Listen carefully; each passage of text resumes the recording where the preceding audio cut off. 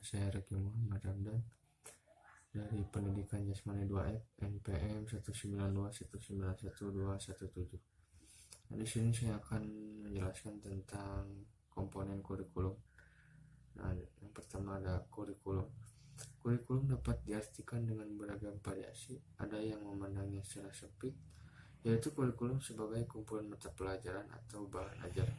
Nah, ada pula yang mengartikannya secara luas, meliputi semua pengalaman yang diperoleh siswa karena pengarahan, bimbingan, dan tanggung jawab sekolah.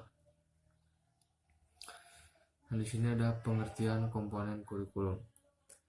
Komponen adalah bagian yang integral dan fungsional yang tidak terpisahkan dari suatu sistem kurikulum karena komponen itu sendiri mempunyai peranan dalam pembentukan sistem kurikulum. Nah, di sini ada komponen-komponen kurikulum. Komponen-komponen kurikulum pada prinsipnya terdiri dari 4 macam komponen, yaitu tujuan, materi, metode, dan evaluasi. Nah, yang pertama ada komponen tujuan.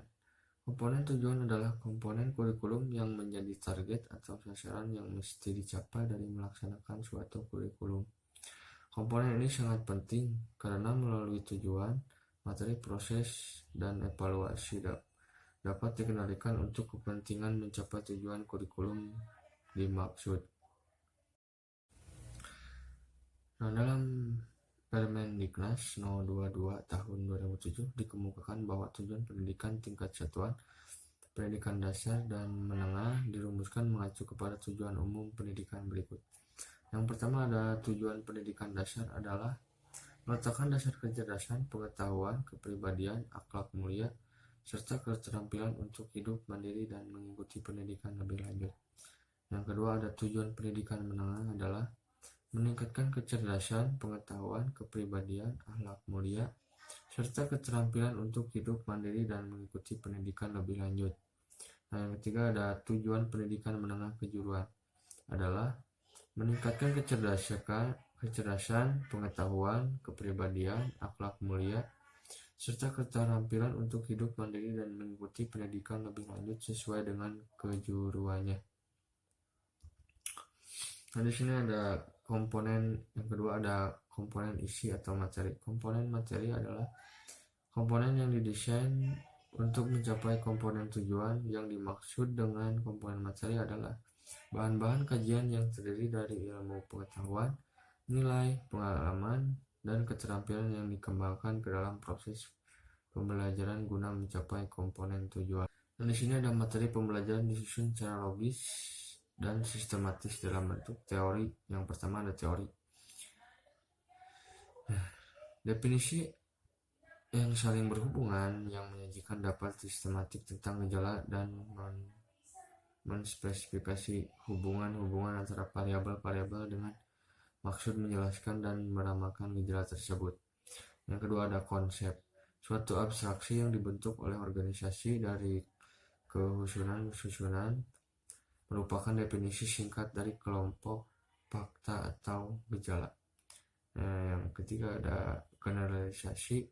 Kesimpulan umum berdasarkan hal-hal yang khusus bersumber dari analisis, pendapat atau pembuktian dalam penelitian. Nah, yang selanjutnya ada prinsip, yaitu ide utama, pola skema yang ada dalam materi yang mengembangkan hubungan antara beberapa konsep. Yang selanjutnya ada prosedur, yaitu seri langkah-langkah yang berurutan dalam materi pelajaran yang harus dilakukan peserta didik. Nah, selanjutnya ada fakta. Sejumlah informasi khusus dalam materi yang dianggap penting terdiri dari terminologi, orang, dan tempat serta kejadian. Nah, yang selanjutnya ada istilah. Kata-kata pembendaharaan yang baru dan khusus yang diperkenalkan dalam materi. Yang selanjutnya ada contoh atau ilustrasi, yaitu hal atau tindakan atau proses yang bertujuan untuk memperjelas suatu uraian atau pendapat. Selanjutnya ada definisi, yaitu penjelasan tentang makna atau pengertian tentang suatu hal atau kata dalam garis besarnya. Selanjutnya ada preposisi, yaitu cara yang digunakan untuk menyampaikan materi pelajaran dalam upaya mencapai tujuan kurikulum. Nah, yang ketiga ada komponen metode. Strategi dan metode merupakan komponen ketiga dalam pengembangan atau pengetahuan kurikulum. Komponen ini merupakan komponen yang memiliki peran sangat penting sebab berhubungan dengan implementasi kurikulum.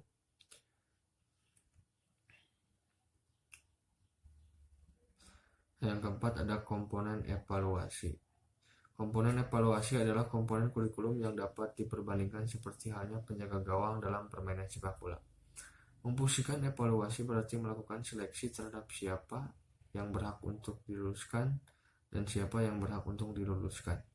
Karena itu, siswa yang dapat mencapai targetlah yang berhak untuk diluluskan. Sedangkan siswa yang tidak mencapai target atau perilaku yang diharapkan tidak berhak untuk diluluskan.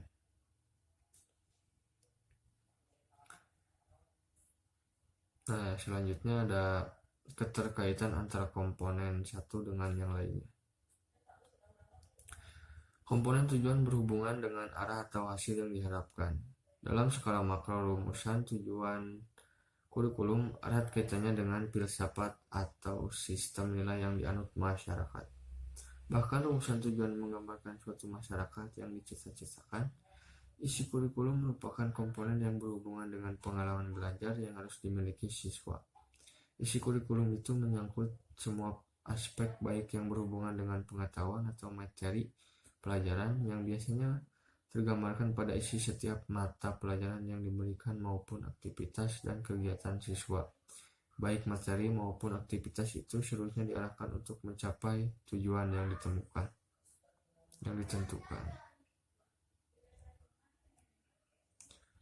Nah, sini ada kesimpulan. Komponen adalah bagian integral dan fungsional yang tidak terpisahkan dari suatu sistem kurikulum karena komponen itu sendiri mempunyai peranan dalam pembentukan sistem kurikulum. Karena kurikulum dapat diumpamakan sebagai suatu organisme, manusia ataupun binatang yang memiliki susunan anatomi tertentu, jadi komponen kurikulum merupakan bagian-bagian atau unsur-unsur kurikulum yang telah direncanakan untuk mencapai tujuan pendidikan tertentu. Nah, kurikulum dapat diumpamakan sebagai suatu organisme manusia atau binatang yang memiliki susunan anatomi tertentu, unsur atau komponen-komponen dari anatomi tubuh. Kurikulum yang utama adalah tujuan, isi atau materi, proses atau sistem penyampaian, dan media, serta evaluasi. Komponen-komponen tersebut berkaitan erat satu sama lain. Terima kasih. Sekian yang dapat saya sampaikan. Mohon maaf bila ada kesalahan. Wabillahi taufiq wal hidayah. Wassalamualaikum warahmatullahi wabarakatuh.